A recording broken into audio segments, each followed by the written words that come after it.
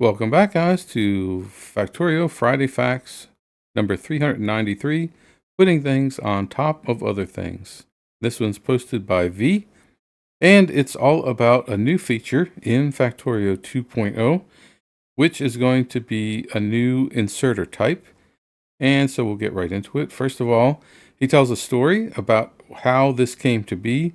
And it started out as kind of a joke, a meme. And they posted a picture in the Discord that showed a stack, or I guess this is a stack. It doesn't look much like stacks in this original video. I'll play it here.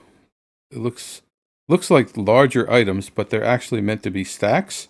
So here is the original idea. And like I said, it was meant to be a meme or a joke. But apparently it gained some traction. Everyone seemed to like it. So even the developers thought that it seemed to be a good idea and a good way to move forward. So they came up with this new idea called the bulk inserter. And the bulk inserter is going to handle stacks of items and place them onto belts so that it will automatically sort of increase the throughput of any belt. So the way that the bulk inserter works is that it will only swing when the hand is full, so that it guarantees that you have full stacks on belts. So here you can see this little graphic, and it says bulk inserters are the way to put stacks on belts. So as we'll see, regular inserters will still work like regular inserters, and only bulk inserters will put stacks on belts, except for a couple things that we'll see in just a few seconds. And then here he says, suddenly this is the idea developing, and suddenly the idea came to be because everything fell into place. As you can see here, here's a yellow inserter, a regular normal inserter. And it can, if you'll look closely, you'll see some shorter stacks.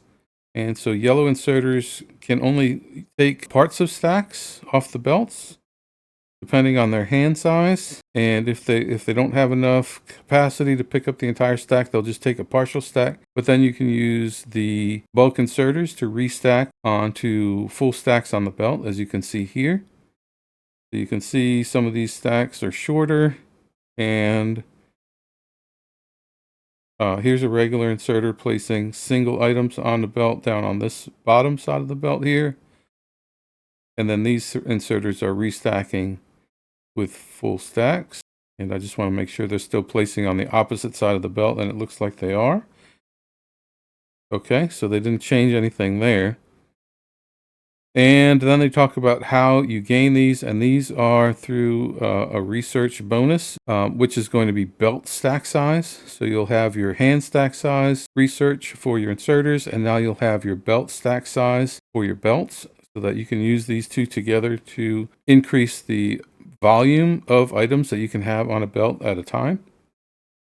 So here's the use into an assembly machine, where you have two bulk inserters adding items into an assembly machine, and then the bulk inserter unloading the machine. So it does kind of slow down the rate at which the belt fills from a single machine, I guess, because the hand waits for the full stack.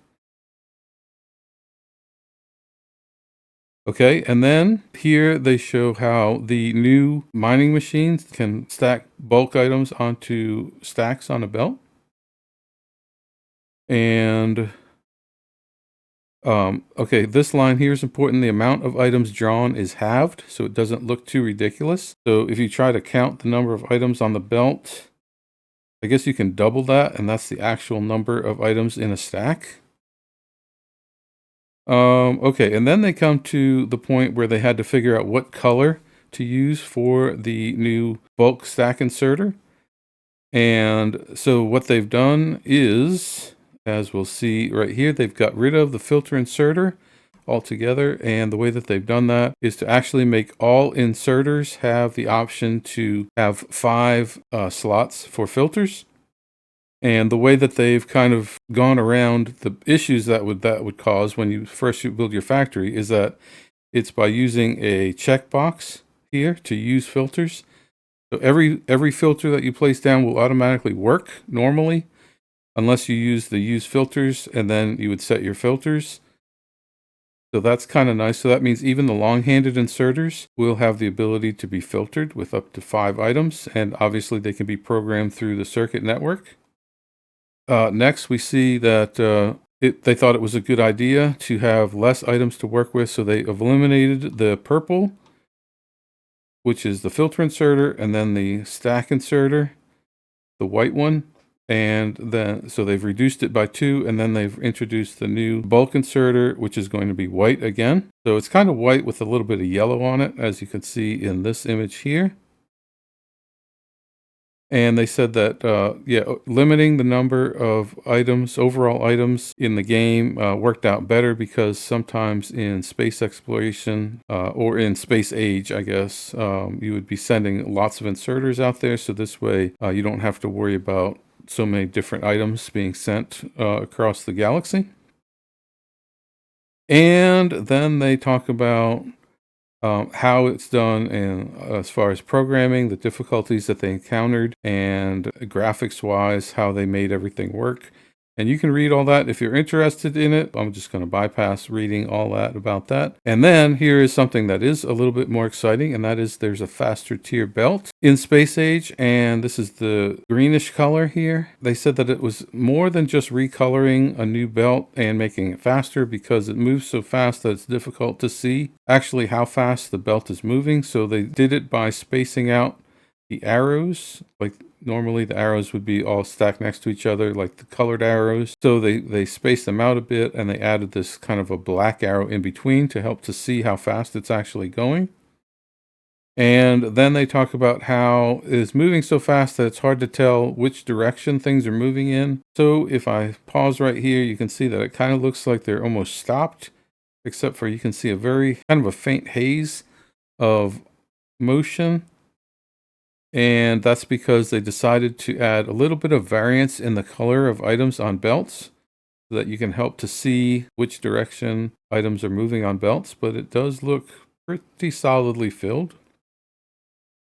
Okay, and then finally, they talk about how important the increase in volume on belts is going to be, and why they did it, and then also the fact that it's going to be locked behind pretty deep in the tech tree, as in the technology is going to open up on 2 different planets, one for the bulk inserter and one for the faster tier of belts on 2 different planets. And it's pretty deep in the tech tree, so that you can build most of your factories without using these things in the early game, and it's not until the very late game, when you're starting to actually need this kind of throughput, that it becomes available.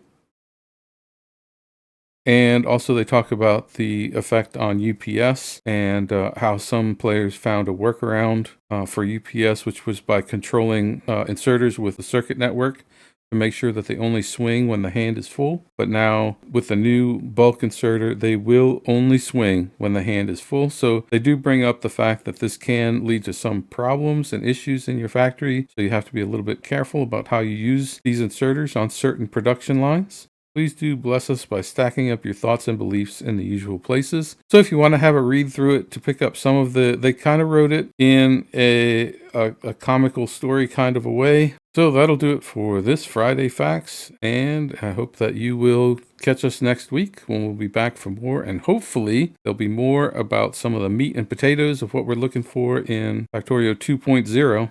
We'll see you then. Thanks, and bye-bye.